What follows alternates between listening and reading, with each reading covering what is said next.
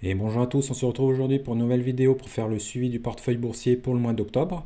Donc il s'est passé pas mal de choses ce mois-ci. J'ai enfin acté la vente de mes actions Apple, dont j'avais déjà parlé il y a quelques temps. J'ai également acheté de nouvelles actions, fait les transferts de mon ETF, on va voir ça tout à l'heure. Et puis donc mon portefeuille Europe qui a continué de plomber la performance du portefeuille total avec Evolution et Novo Nordisk qui ont continué de plonger ce mois-ci. C'est assez impressionnant. On va voir si ça va continuer sur cette lancée ou pas pour la fin de l'année. Avant de démarrer, je vous rappelle que je ne suis pas conseiller financier. Mes vidéos sont uniquement à but pédagogique afin de partager mon expérience dans l'investissement. Je ne fournis pas de conseils en placement financier ou de conseils d'achat ou vente d'actions. Chacun reste responsable de ses investissements. On commence par la météo des marchés, hein. Donc le mois d'octobre a encore une fois été assez bon sur la même lancée de ces derniers mois, avec un CAC 40 qui a fait plus 1,9% et le SP500 également plus 1,9%. Donc les marchés sont au plus haut. On va voir si ça continue comme ça et est-ce qu'on va avoir le rallye de fin d'année. En tout cas, là c'est assez impressionnant la performance des marchés, hein. Au niveau de taux de change euro-dollar, donc on a une baisse du dollar. Donc ça a ramené, non, baisse de l'euro, pardon.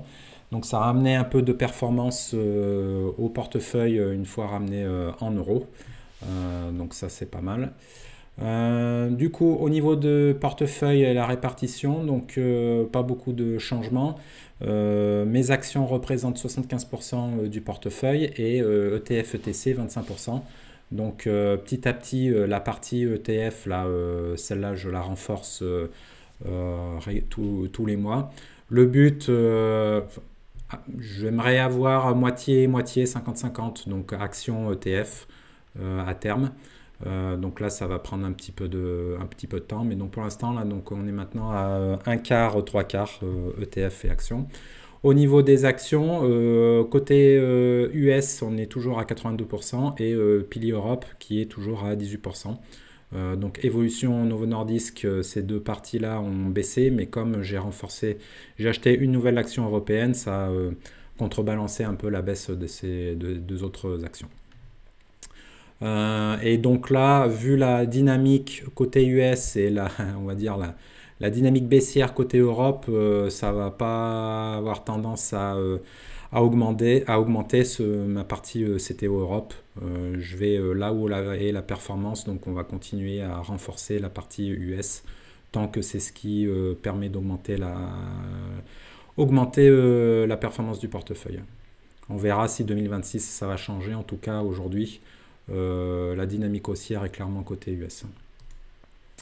Côté dépôt, transactions et dividendes, hein, alors on fait pas mal d'achats ce mois-ci en octobre, donc 3000 pour un montant total de 3100 euros. Côté dividendes, pas grand-chose, hein, 31 euros avec les dividendes de l'ETF distribuant qui est tombé. Donc qu'est-ce qu'on a eu? Donc dividende de Automatic Data Processing à hauteur de 9 dollars, Nvidia 0,27 dollars également début de mois.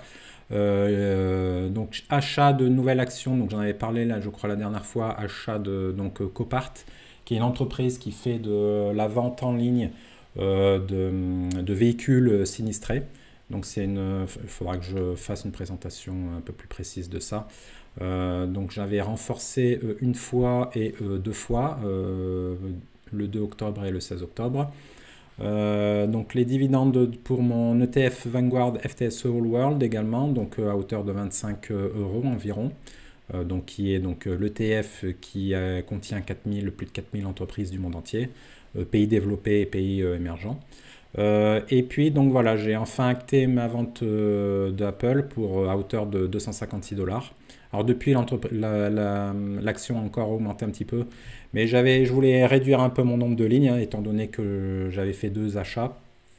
Et puis j'avais du mal à voir les futurs relais de croissance pour Apple, à la différence des autres entreprises tech que j'ai dans le portefeuille. Du coup, j'ai vendu le reste de ma ligne, donc il me restait 10 actions. Donc j'ai fait ensuite mon achat d'ETF, vendu également Schneider Electric, qui était une micro-ligne, hein, j'avais que 3 actions, alors j'avais une belle performance, je crois que j'ai fait plus de 70% de performance, mais bon là j'avais jamais renforcé la ligne et puis j'avais déjà assez, elle surfait sur la même vague que mes autres entreprises tech. Donc bon, j'ai vendu la ligne. Achat à la place donc de Dino Polska, qui est une entreprise qui a des supermarchés en fait à bas coût en Pologne. C'est une belle chaîne de supermarchés, une belle entreprise avec une bonne dynamique. Donc je voulais revenir un peu sur un profil d'entreprise un peu plus simple que la tech, où on va plutôt suivre le nombre d'ouvertures de magasins à chaque trimestre, l'évolution du ticket moyen également par magasin, ce genre de choses, c'est un peu plus simple à suivre. Et du coup, la dynamique était relativement correcte sur Dino Polska, donc il y a un beau potentiel de croissance sur cette entreprise. Ensuite, donc rachat de Copart, Dino Polska j'avais renforcé, donc j'ai 200 actions. Et puis donc ensuite j'ai fait quelques transferts, j'ai beaucoup de lignes ce mois-ci parce que j'ai fait des transferts en fait de mon ETF, parce que j'ai ouvert une enveloppe fiscale, une enveloppe financière là en Suède, qui est en gros un peu l'équivalent du PEA français. Donc il y a certains avantages fiscaux. Et du coup, j'ai transféré mon ETF Vanguard, ce que j'achetais sur De Giro, qui est un courtier finalement. Donc je ne suis pas super fan. J'ai transféré ça sur un courtier qui s'appelle Avanza, qui est le courtier privilégié en Suède. Donc j'aurai mes actions ETF là-dessus. Et puis également, je pense que je vais transférer mes actions Evolution et Novo Nordisk potentiellement. Et puis la fin de trimestre, fin du mois, j'ai racheté enfin des actions automatiques data processing suite aux résultats de l'entreprise, qui n'était pas mauvais, mais l'action a continué sa baisse en fait et on est revenu sur une zone intéressante. Donc j'ai racheté 5 parts à hauteur donc, de 270$. Donc ça c'est pas mal. Et puis voilà, donc pas mal de transferts et de mouvements sur le portefeuille ce mois-ci. Au niveau des positions, donc il y a une suite à la résultat, une grosse correction de Kinsale. Alors pourtant les résultats étaient assez bons. Et donc là on est revenu au niveau de mon PRU, même quelques dollars en dessous. Donc elle a fait une grosse baisse. Et puis donc les européennes, Evolution AB et Novo Nordisk, assez catastrophiques hein, ce mois-ci. Les résultats de Evolution sont tombés, ils étaient vraiment mauvais. Ils ont toujours des problèmes avec le marché asiatique, avec les problèmes de cyberattaque. Ils ont du mal à se dépêtrer de ça. Et puis Novo Nordisk, on va voir, les résultats tombent cette semaine. Donc on va voir si on va enfin avoir un peu des nouvelles un peu positives sur l'action. Du coup, qu'est-ce que ça nous donne ce mois-ci? Alors, on a eu les résultats également des GAFAM. Amazon, avec son segment AWS, donc le cloud, qui a une belle croissance de 20% de mémoire. Donc, on a eu une augmentation de 9%, plus de 9% de l'action hier. Donc, très très bien. Je suis content là, vu que c'est ma première ligne. Donc, on est passé maintenant à 11,3% du portefeuille. Nvidia, elle a encore eu une belle poussée, on va voir ça dans un instant. Elle représente 9%, Celsius 9%, Microsoft est 7%, Alphabet 6%, Visa 6%. Kinsale est tombé, hein, on voit que c'était ma 4e position. Donc là, elle est tombée à 6,6%, au même niveau que MSCI maintenant. Evolution est tombée, représente plus que 5%. ADP, avec mon renforcement, je suis presque à 5% également. O'Reilly est passé sous les 5%, on était à 5,4, elle est tombée à 4,8. Copart, donc 4, le mois dernier je ne l'avais pas évidemment, 4,4% maintenant. L'Oréal 4,3, Novo Nordisk 4,2%. Petit à petit, là, Evo et Novo baissent au fur et à mesure hein, que les actions, le prix de l'action baisse. Dino Polska qui représente 4%, BlackRock 3,7% et puis mon ETC cuivre 1,7%. Avant de continuer, passer sur revue des actions, pensez à liker, à vous abonner à ma chaîne hein, si le contenu vous intéresse. Donc je fais généralement le suivi de mes portefeuilles boursiers et puis tous les trimestres de mes investissements. Et puis des tutoriels sur le logiciel Portfolio Performance qui est un outil gratuit qui permet de faire le suivi des performances de tous ces investissements. Et puis des tutoriels également sur Interactive Broker. La prochaine vidéo, la semaine prochaine, devrait être un nouveau tutoriel sur Interactive Broker justement. Donc voilà, pensez à liker, à vous abonner si le contenu vous plaît. Côté top flop du coup ce mois-ci, bon voilà comme je le disais en introduction, hein, évolution AB suite au résultat s'est effondré, presque moins 17%. Là on va voir, cette fin d'année il va y avoir du mouvement là sur mon portefeuille concernant Evolution et Novo Nordisk qui elle a baissé de 8%. Comme j'ai fait des plus-values, j'ai acté des plus-values cette année, je pense que je vais vendre Novo Nordisk et Evolution pour acter les moins-values et annuler mes plus-values. Donc je fais une vente technique pour avoir une opération neutre au niveau de la fiscalité et pour ne pas payer d'impôts sur mes plus-values, étant donné que j'aurai des pertes avec Novo et Evolution. La question par contre derrière ça va être est-ce que je les rachète et si je les rachète est-ce que je les rachète tout de suite. Je pense que je vais voir là comment va se passer la dynamique un peu les jours qui arrivent parce qu'on a les résultats donc de Novo Nordisk mercredi, donc on va voir si on retrouve une dynamique haussière et puis Evolution là on est sur un support historique de l'action et donc là ou bien elle repart ou alors ça lâche et dans ce cas là l'entreprise, le prix risque de baisser encore plus. Donc voilà, on va voir comment ça va se passer ces prochains jours, mais donc je vais sûrement vendre les deux actions pour acter les moins-values.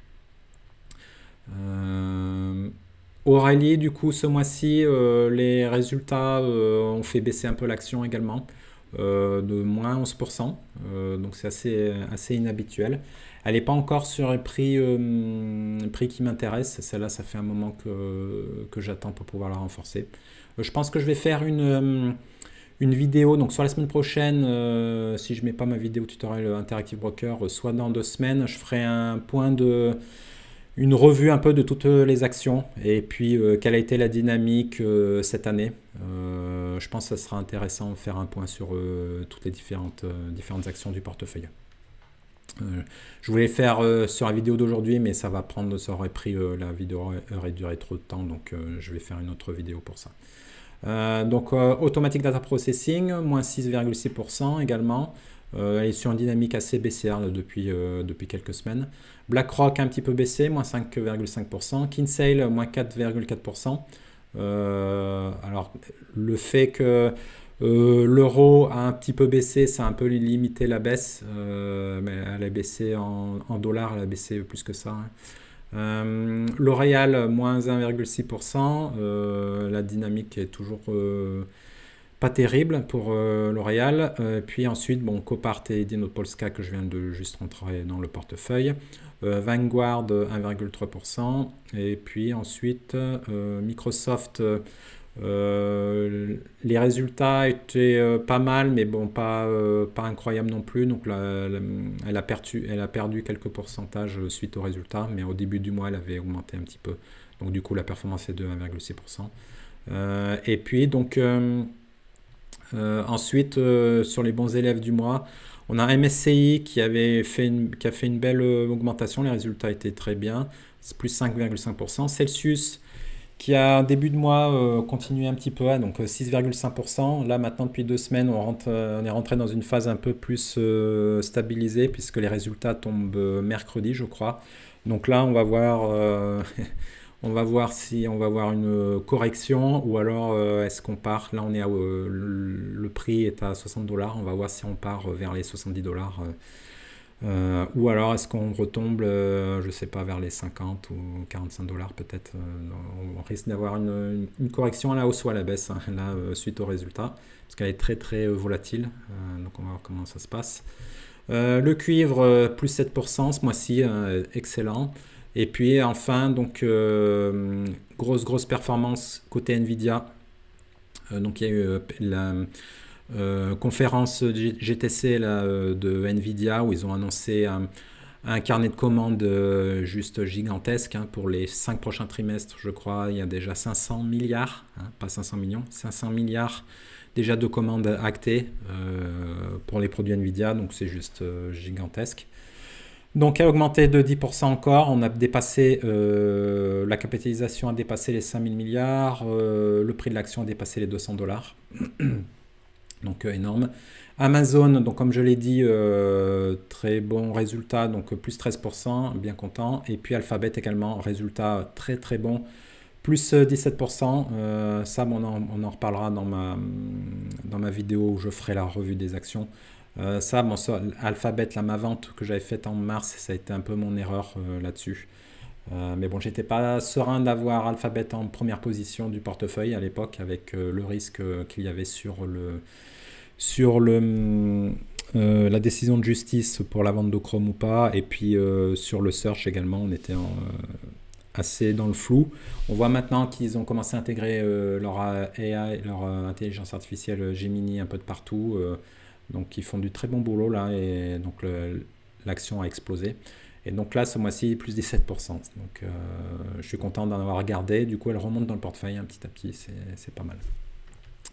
Ok, on va passer sur le portfolio performance du coup. Alors au niveau des comptes, rapidement, là, ça y a eu pas mal de changements comme je disais. Donc j'ai vidé mon compte de Giro où j'avais mon ETF et j'ai basculé ça sur mon compte Avanza. Donc ISK en fait c'est un peu le PEA, donc comme je disais PEA suédois. Donc où je vais mettre donc fermer et renforcement mensuel de mon ETF All World. Et puis, donc j'en avais ouvert un sur ma banque, mais du coup, j'ai liquidé ça aussi et j'ai tout mis du coup sur Avanza. Et enfin, donc ensuite, donc j'ai mes 2 actions nordiques sur mon compte titre Nordea. Donc elles, je vais certainement, donc fin d'année surtout, certainement les liquider pour faire ma vente technique, comme j'ai expliqué. Et puis je les rachèterai, si je les rachète, côté sur mon compte Avanza. Voilà, le compte ensuite, là j'ai séparé dans Portfolio Performance une ligne sur Interactive Broker. J'achète l'entreprise Dino Polska polonaise là, sur Interactive Broker, c'est plus simple. Donc j'ai créé une ligne spécifique pour l'entreprise. Ensuite, au compte titre US, hein, avec toutes mes actions habituelles. Voilà. Alphabet, on est à 50 performance 57%. Alors dans quel est-ce que je suis en devise? Ouais, non, je suis en euros. Ok, PEA, donc PEA, j'ai plus grand chose, j'ai juste L'Oréal et mon Lixor PEA SP500. Voilà. Du coup, côté performance, qu'est-ce que ça nous donne? Donc, pour un capital investi de 56 500 €, total 67 600 € fin octobre. Donc, ça fait une plus-value de 11 100 €. Et donc, côté performance, on a fait une performance raisonnable de 1,5%.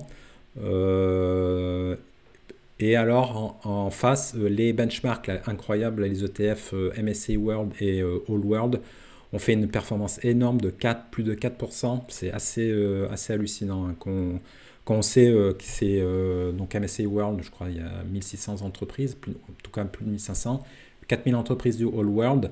Il y a une traction en ce moment des indices vraiment extrêmement durs à battre, hein, depuis quelques temps, en tout cas voilà, plus de 4%.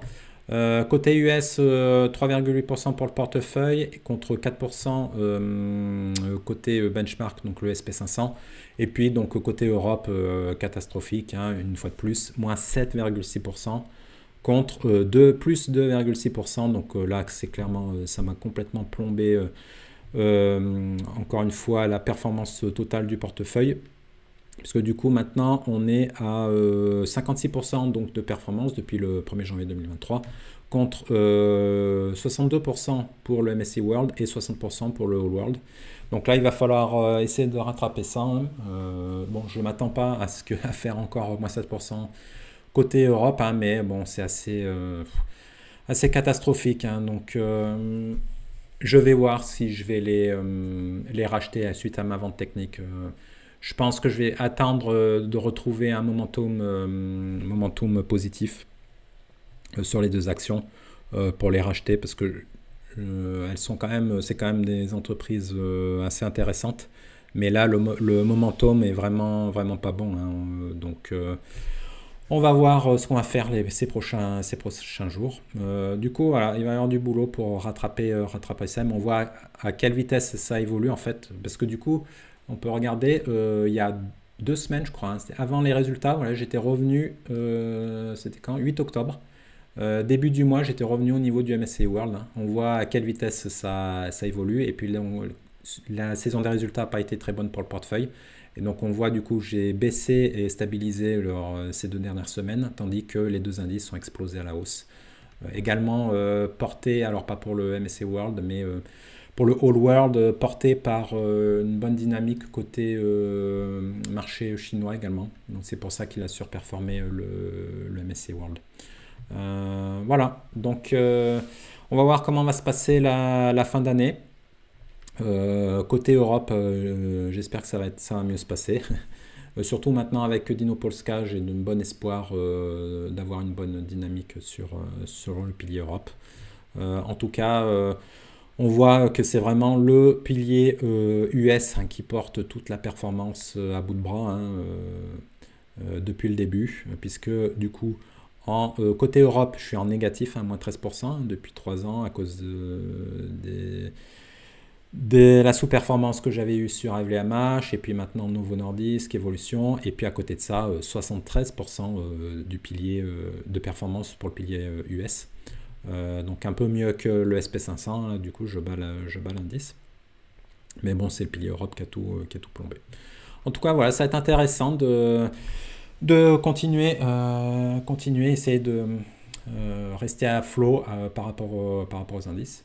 Dites-moi comment s'est passé pour vous le mois d'octobre. Et puis je vous souhaite de bons investissements et à bientôt. Au revoir.